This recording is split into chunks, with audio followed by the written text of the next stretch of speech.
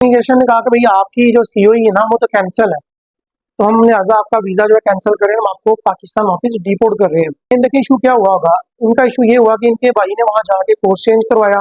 अब वो मुझे खुद बता रहे थे कि वहाँ पे काफ़ी ज़्यादा लड़के थे जो कहाँ वहाँ पे तकरीबन पिछले 5 साल 6-6 साल से डिटेंशन सेंटर के अंदर बंद थे।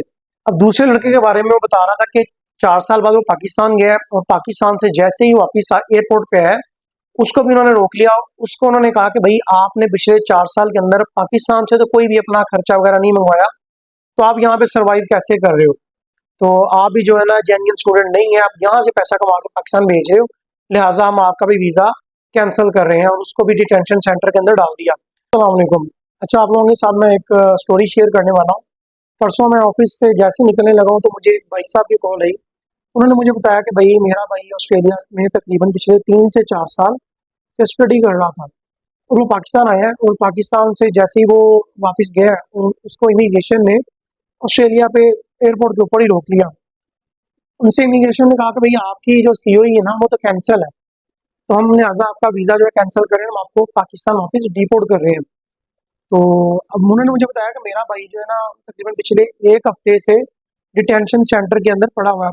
डिटेंशन सेंटर का नहीं पता तो मैं बता दूँ, ये एक तरह से सब जेल ही होती है, एक घर ही होता है। तो कहता भाई उनको खाना मिल रहा है, वहाँ पे वो रह रहे हैं, जिम वगैरह सब कुछ है, लेकिन वो बाहर नहीं जा सकते, या तो वो पाकिस्तान आएँगे या फिर वो उसी जेल के अंदर जो है ना, जब तक उनका केस फाइनलाइज़ नहीं होता वो वहीं पे रुकेंगे।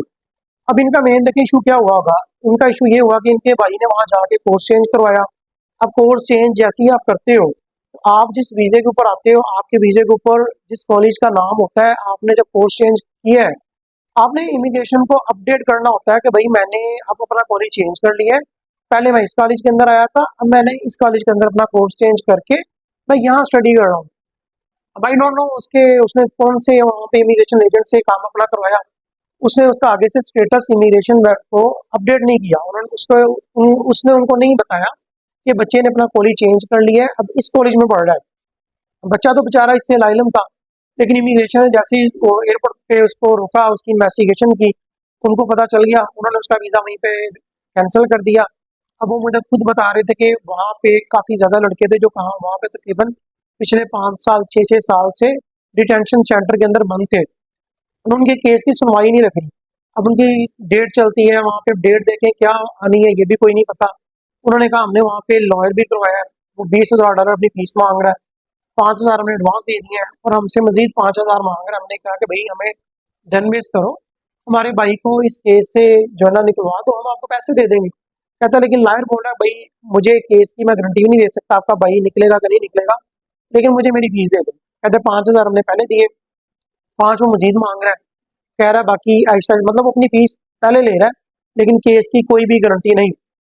और इसी तरह उन्होंने बताया कि मेरे भाई ने बताया कि परसों एक और लड़का आया, वो भी इस्लामाबाद से 4 साल बाद वापस आया, मतलब कि 4 साल बाद पाकिस्तान गया।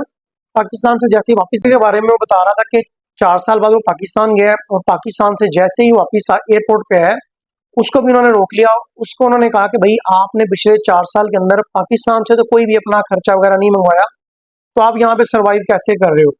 तो आप भी जो है ना जेन्युइन स्टूडेंट नहीं है, आप यहाँ से पैसा कमा के पाकिस्तान भेज रहे हो, लिहाजा हम आपका भी वीज़ा कैंसिल कर रहे हैं, और उसको भी डिटेंशन सेंटर के अंदर डाल दिया। अब देखिए ज़रूरी नहीं कि हर बंदे के साथ ऐसा हो, बस इस बेचारे के नसीब खैर माठे हों। तो जैसे ही देखिए अगर आप में से कोई भी जाता है, अब सारे लड़के ही वहाँ पे जाके और जो है ना जॉब करते हैं और टाइम लगाते हैं, तभी जान के उनकी फीसें पूरी होती। तो जिस भी देखें बेचारे की किस्मत माड़ी हो गई, और जिसको उन्होंने पकड़ लिया, इन्वेस्टिगेशन देख ली कर ली, तो वो भाई उसका वीज़ा रिफ्यूज़ है, वीज़ा कैंसिल है, और उसको डायरेक्ट वो ना डिपोर्ट कर देंगे।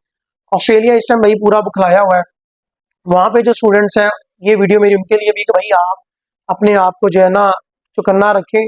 आप अगर अपनी स्टडी भी चेंज करवा रहे हैं, कोर्स चेंज करवा रहे हैं, तो आप किसी अच्छे इमिग्रेशन एजेंट के थ्रू करवाएं, जो आपकी प्रॉपर जो है ना इमिग्रेशन को वेबसाइट उनको आपकी अपडेट दे कि भाई इनका कोर्स चेंज हो गया, अब ये कर रहे हैं, ये इस वीज़े पे पहले आए थे।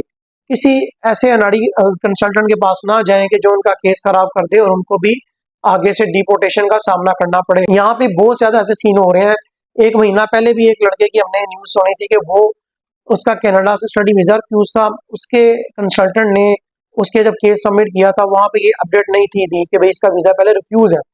देखें इनको कभी भी पता चल जाए, फॉर एग्जाम्पल यहाँ पे कुछ लोग कहते हैं भाई इनको नहीं पता चलता, मेरा तो रिफ्यूज था, लेकिन कभी भी अगर इन्होंने आपकी इंक्वायरी बिठा दी, आपका वीजा भी रिफ्यूज हुआ है, तो ये आपको उसी टाइम में आपका वीजा कैंसिल करके डिपोर्ट कर सकते हैं कि भाई आपने हमारे साथ झूठ क्यों बोला।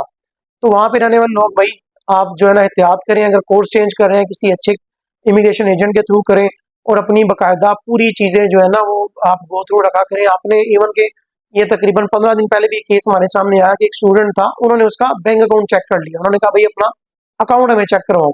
उसने उनको अपना बैंक अकाउंट जो है ना वो शो किया। वो कहने लगे भैया आपको तो 20 आवर्स पर आवर अलो है, तो इतना ज्यादा पैसा आपके अकाउंट में कैसे आ गया, आपने पाकिस्तान से भी नहीं मंगवाया, यहाँ पे आपने पैसा इतना कैसे कमा लिया, आप जो है ना ओवर टाइम काम कर रहे हो।